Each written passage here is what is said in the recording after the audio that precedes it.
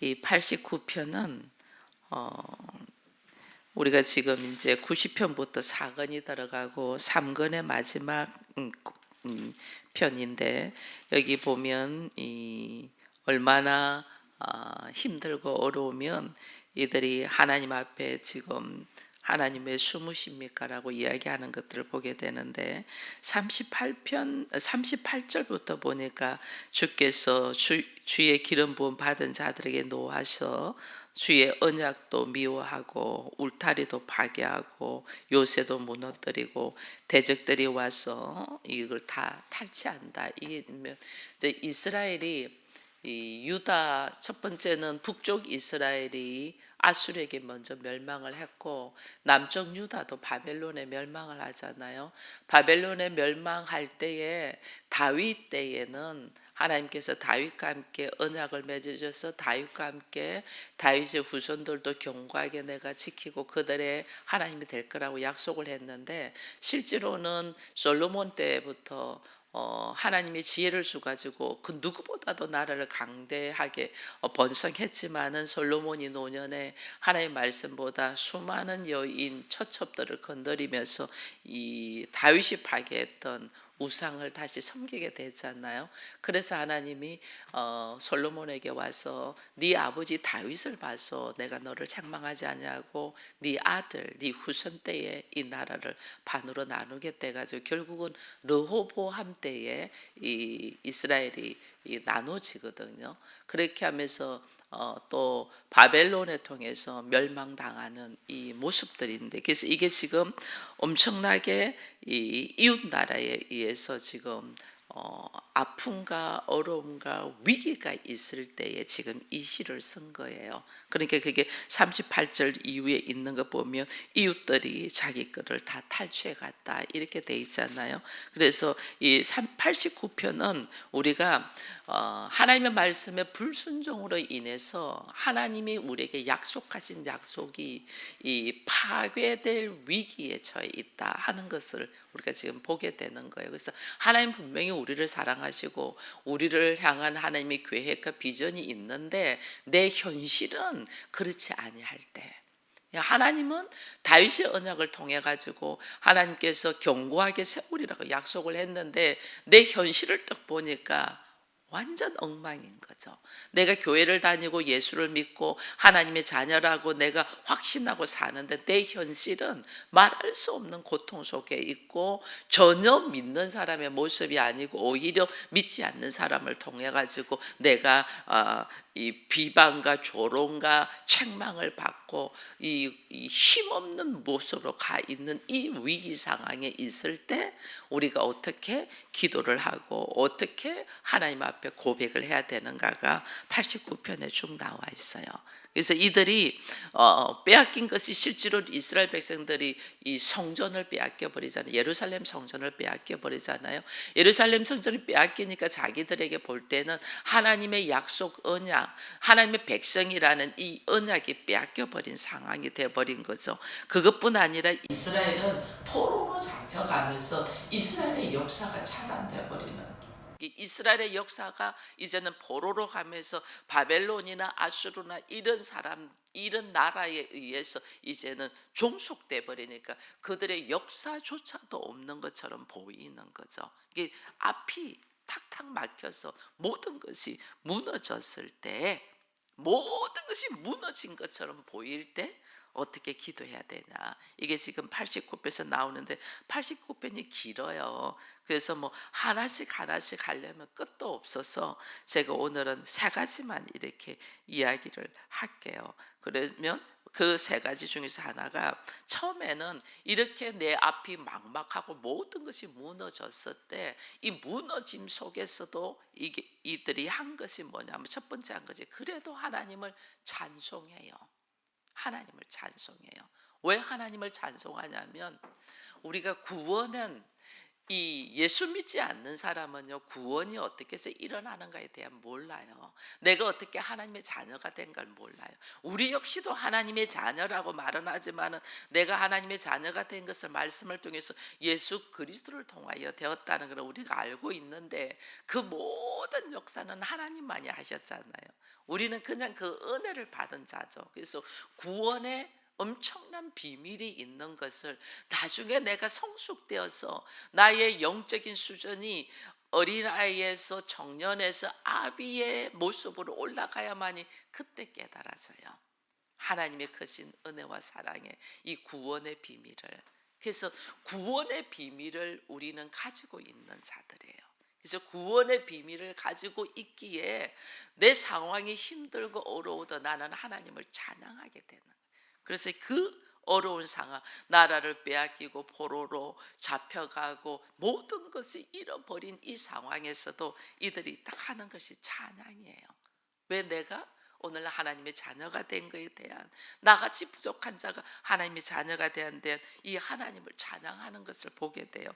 그것이 1절부터 쭉 보니까 1절에 보니까 내가 여호와의 인자하심을 영원히 노래하며 주의 성실하심을 내 입으로 대대로 알게 하리이다. 내가 말하기를 인자하심을 영원히 세우시며 주의 성실하심을 하늘에 견고히 하리로다. 그러면서 하나님의 인자하심과 하나님의 성실하심을 찬양하는 거예요.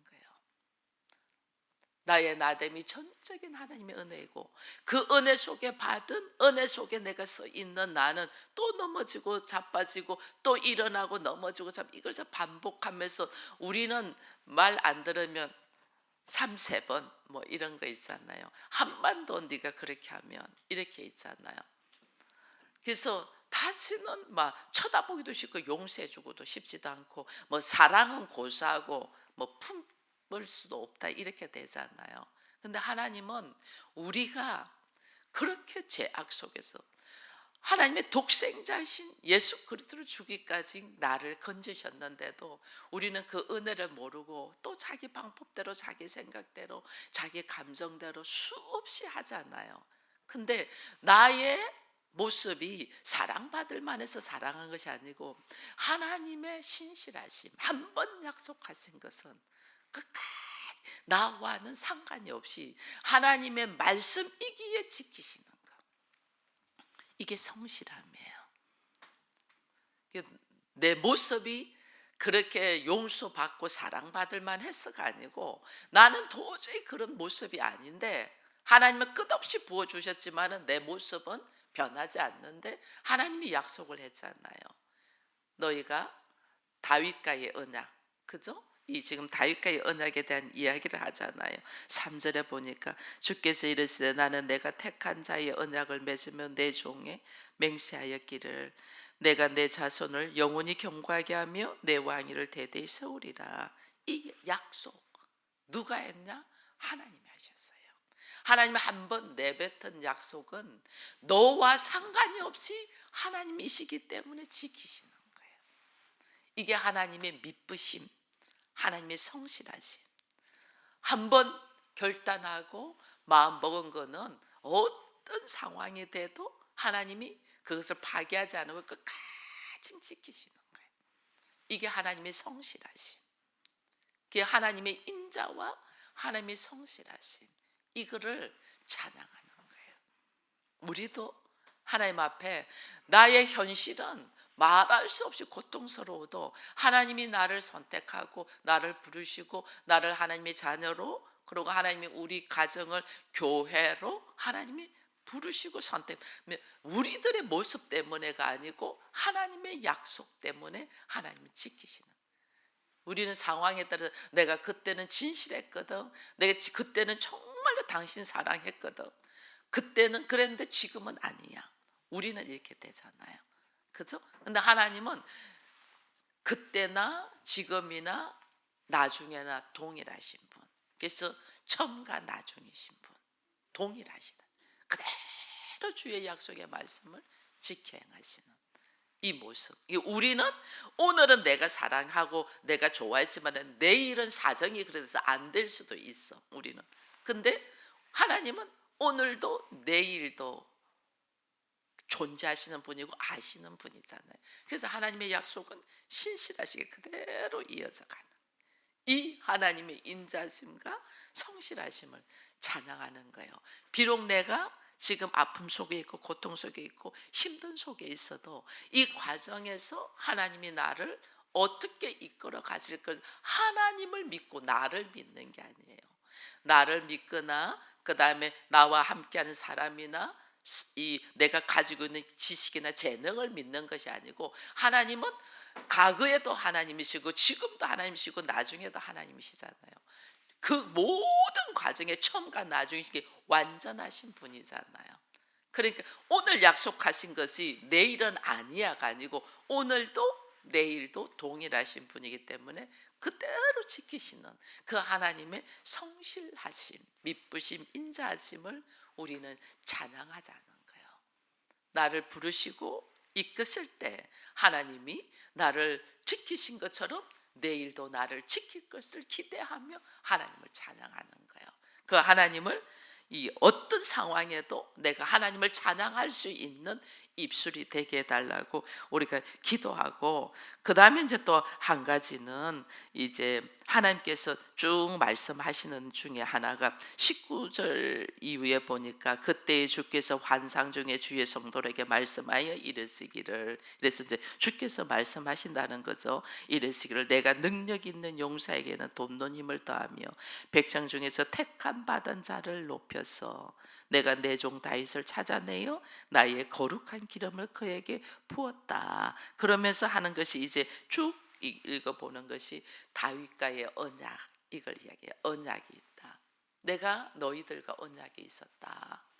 그 언약이 이 다윗을 하나님이 택하실 때 다윗이 어떤 그 모습이 괜찮아서가 아니었잖아요.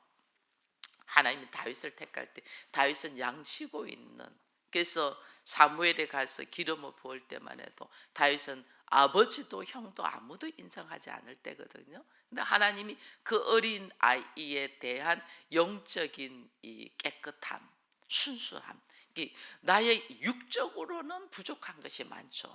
나의 육적으로는 부족한 게 많게 양치고 있었겠죠. 그 사랑스러운 그 어린 아이가 그 가족들 품속에 있지 못하고 들에서 양을 치고 있었겠죠. 나의 환경과 형편과 처지와 모든 것은 부족했기 때문에, 그죠? 양치는 위치에 있었죠. 양치는 위치에 있는데 하나님은 그 영혼의 순수함을 딱 보시는 거예요.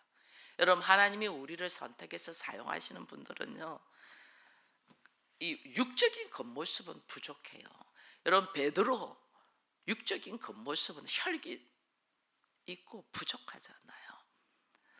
근데 하나님이 그를 쓰셔요. 인물들 전부 다 그래요.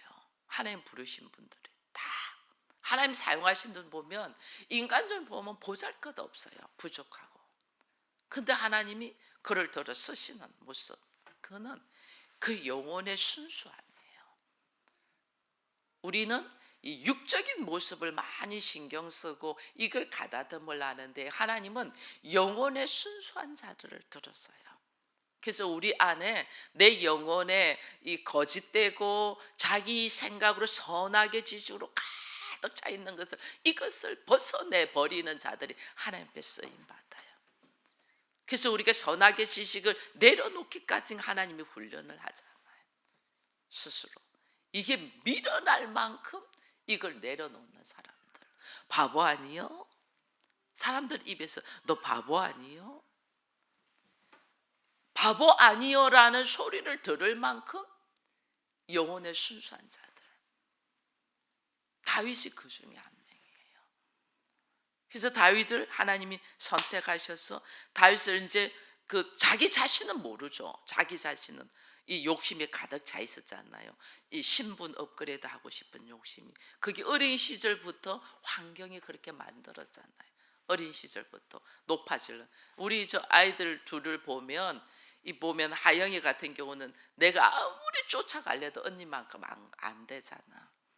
제가 언제 되겠어요?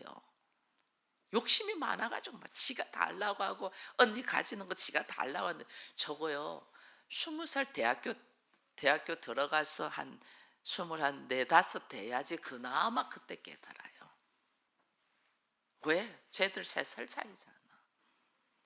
나는 이제 초등학교 들어가면 언니는 벌써 뭐 올라가 있고, 내가 이제 좀 자신 있다면 언니는 중학교 올라가고, 내 또 중학교 자신 있다면 언니는 고등학교 올라가고, 근데 고등학교에서 나는 이제 할 수 있어 한 언니는 대학 올라가고, 수준이 완전 달라요. 근데도 계속해서 도전하거든요. 왜? 그게 부러운 거죠. 자기를 인정하고 이걸 즐겨야 되는데 못 즐긴다니까. 계속해서 도전한대. 계속해서 그렇게 하거든요. 다윗 어린 시절 그린 거예요. 어린 시절에 형들을 보면서 계속 신분 업그레이드 하고 싶은 모습이 있었죠. 그 신분 업그레이드 하고 싶은 그 모습을 하나님은 아시죠. 여러분, 우리가 신분이 업그레이드 돼야 됩니다. 누구나 다 업그레이드 되고 싶어 합니다. 근데 그 신분이 인간의 욕심으로 업그레이드 된 게 그건 똑같아요. 육적으로 신분 업그레이드 된 거 똑같아요. 결국은 죽음으로 달려가잖아요. 하나님은 너의 진짜 신분 업그레이드가 뭐냐는 걸 가르쳐 주는 거죠. 진짜 신분 업그레이드가 뭐예요? 내가 이 종으로 살고 인간의 한계가 있는 인간으로 사는 여기에서 신분 업그레이드가 하나님의 자녀, 인간이 하나님이 되는 거예요. 내가 예수가 된다, 이건 인간이 하나님이 되는 거예요. 하나님의 신분을 업그레이드. 우리가 어떻게 다스리는 권세가 있고 우리가 어떻게 창조의 능력이 있어요? 있을 수 없잖아요. 그러나 내가 예수 그리스도를 통해서 그리스도와 하나가 딱 되면 나는 어떻게 창조의 능력, 내 입술에서 이 권세가, 다스리는 권세가 딱 나가잖아요. 진짜 신분 업그레이드는 하나님이 인간의 부족함에서 하나님의 자녀가 딱 되는 것이 신분 업그레이드인데, 우리는 세상 수준 안에서 그냥 신분 업그레이드 되는 거예요. 그 안에서 그 하나님이 다 보고 아시죠. 네가 그거 원하니? 그 진짜 하나님은 진짜를 참을 보여주는데 우리는 거짓 속에서 허덕이고 여기가 조사온 적 이러고 있는 거예요. 여기가 조사온 적. 이스라엘 백성들을 애굽에서 나와서 강야를 건너서 요단을 건너서 가나안을 정복하게 될 때에 하나님은 가나안 땅에 딱 들어가서 거기서 영광을 올려드리기를 원하는데, 오다 보니까 요단 건너기 전에 요단 동편이 넓은 평야가 있어. 그 므낫세 반 지파들이 여기가 조사한 적 우리 여기 달라 이렇게 하잖아요. 결국은 여기를 주는 대신 너희가 가나안을 정복하기까지 우리가 함께해야 된다. 함께하고 다시 므낫세 반 지파는 요단 동편으로 넘어오거든요. 나중에 요단 동편은 전부 다 아수르와 바벨론과 이게 다 잡혀가는 모습이 돼요. 이게 우리는 지금 내가 여기가 조사한데 나 이랬으면 좋겠어 한데 그것이 함정인 것을 모르는 거죠. 하나님은 그 너머에 업그레이드를 시키려고 하는데 그걸 모르니까 우리는 늘 그 속에 있는 거예요. 그래서 하나님이 다윗과 약속을 딱 하죠. 다윗을 하면서 너희가 내 말에 순종하고 나 하나님을 하나님 되게 하고 하면 나는 너희 하나님 되고 너희는 나의 백성이 되어서 너희를 대대로 나라를 세우겠다고 언약을 딱 하죠. 이 언약을 딱 했는데 이 언약을 이스라엘 백성들 파괴해요, 안 해요? 뭐 우리가 이스라엘 역사를 보지만 수도 없이 반복적으로 파괴하잖아요. 이 다윗과의 언약에서 다윗 이후로 보면 다윗 이후로 바로 다윗의 아들 솔로몬부터 파괴해요. 바로 이게 우리의 수준이에요.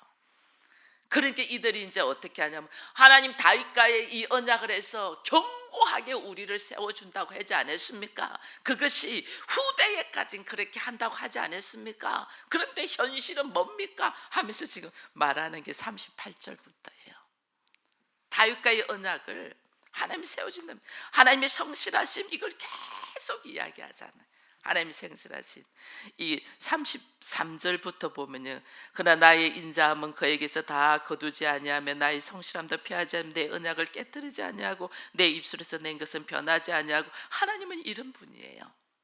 변하지 않는데, 근데 우리들의 현실은 하나님이 변한 것 같아. 그게 뭐냐? 38절 이후에. 그러나 주께서 주의 기름 부어 받은 자를 노하사 물리치시고 버리시고 종의 언약, 주의 종의 언약, 다윗의 언약이죠. 다윗의 언약을 미워하사 그 관을 땅에 던져 부르고 욕되게 하고 울타리를 파괴하고 요새를 무너뜨리고 길 가는 사람들이 탈취하고 이웃이 욕하게 하고 대적이 우리를 오히려 원수를 기쁘게 했다.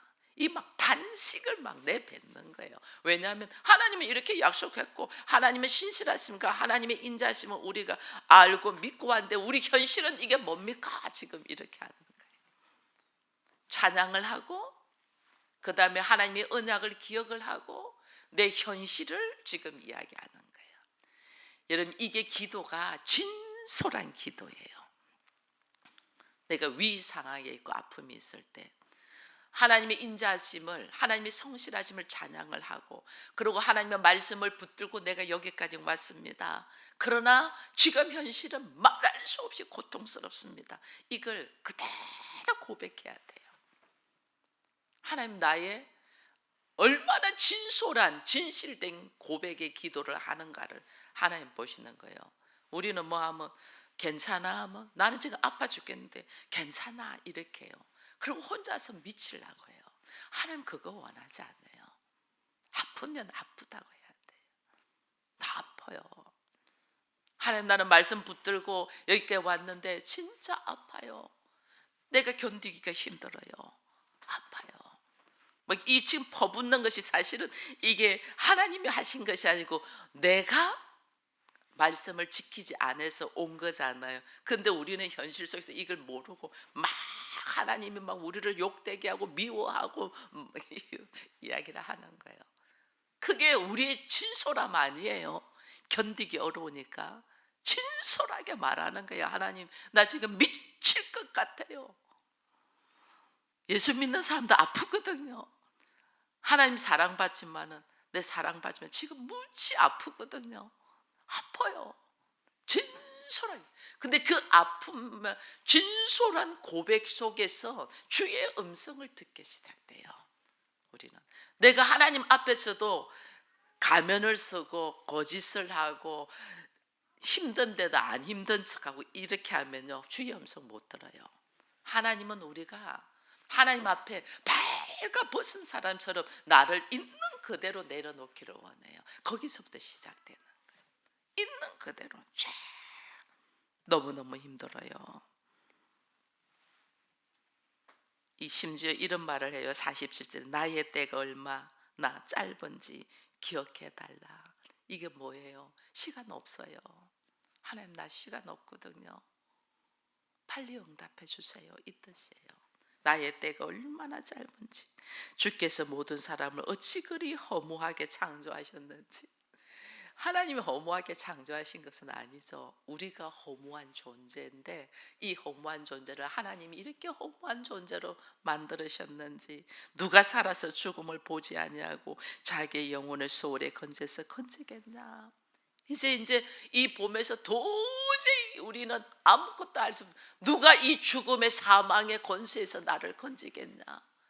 이게 이제 어떻게 하면 하나님 당신밖에 없습니다. 그냥 가는 거예요.